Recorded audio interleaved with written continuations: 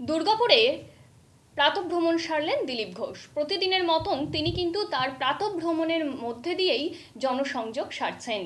একেবারে সকাল সকাল উঠছেন এবং প্রাতঃভ্রমণের মাধ্যমে প্রচার সারছেন, মানুষের সঙ্গে কথা বলছেন, সাংবাদিকদের মুখোমুখিও হচ্ছেন। তবে এই দিন দিলীপ ঘোষ সাংবাদিকদের মুখোমুখি হয়ে বিতর্কিত মন্তব্য করে বসলেন। স্বয়ং মুখ্যমন্ত্রী তাকে অশ্লীল ভাষায় মন্তব্য করলেন।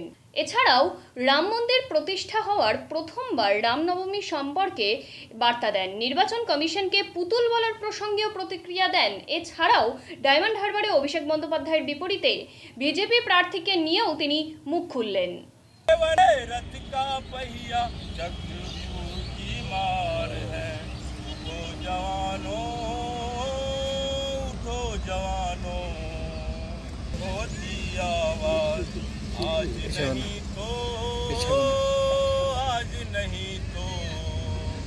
आज नहीं तो कल के भारत के हम पहरेदार।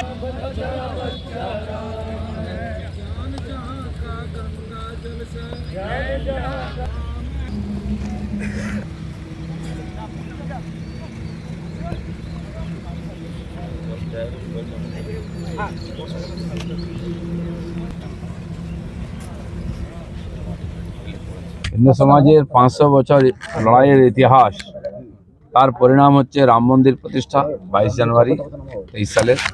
আর তারপরে প্রথম রামনবমী, রাম মন্দির প্রতিষ্ঠার পরে নিঃসন্দেহে আলাদা একটা তার আঙ্গিক আছে। সারা বিশ্বের হিন্দু সমাজ রাম মন্দির প্রতিষ্ঠার বিজয় উৎসব হিসেবে আজকে পালন করে। আজকে এইটা দিন পালন করতে গিয়ে আপনাদেরকে কোর্টে যেতে হচ্ছে কেন? তাহলে পশ্চিমবাংলার সরকার রাজ্য চালায় না, কোর্ট চালায়।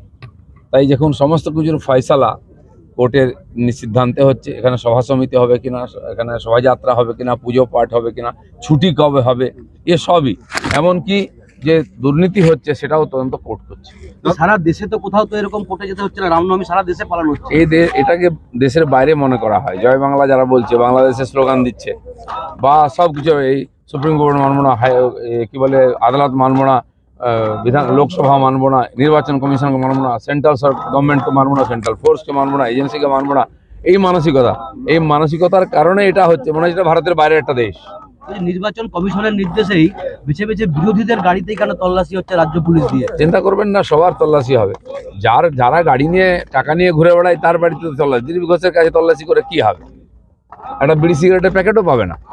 তো সেই জন্য যাদের সম্ভাবনা আছে, তাদের কাছে খবর আছে, কার কাছে টাকা আছে টাকা নিয়ে যায়, আর সেখান থেকে তদন্ত করছে। দরকার হলে সবার প্রধানমন্ত্রীর গাড়িও তদন্ত করতে পারে।